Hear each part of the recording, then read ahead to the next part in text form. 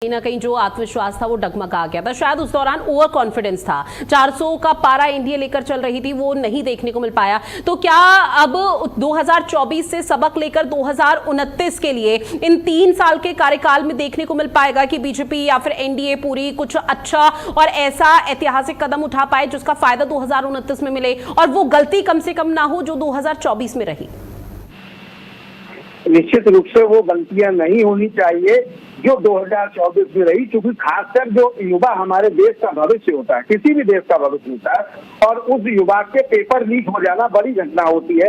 और नीट जैसी महत्वपूर्ण परीक्षा का पेपर लीक हो जाना, तो मुझे लगता है कि सरकार अब जो वादा करेगी उनसे तो उसमें कम से कम ऐसी चीजें लाए कि जिनसे जनता को जो विश्वास उसका डगमगाया है वो ठीक हो पाए। लेकिन मुझे लगता है कि इन सब चीजों के लिए आपको धरातल पे काम करना पड़ेगा।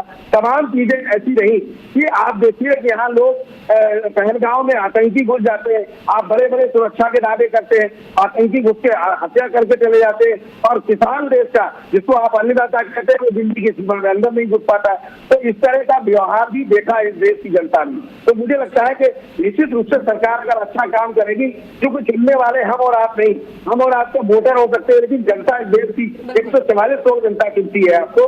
निश्चित रूप से आपके साथ जनता है, तभी आप लगातार राज्यों में अपनी सरकार बनाते चले जा रहे हैं। लेकिन अब आपको ये देखना होगा कि अगर 29 में सत्ता बनानी है तो जनता के मुद्दों पर भी बात करनी होगी। जी राजीव।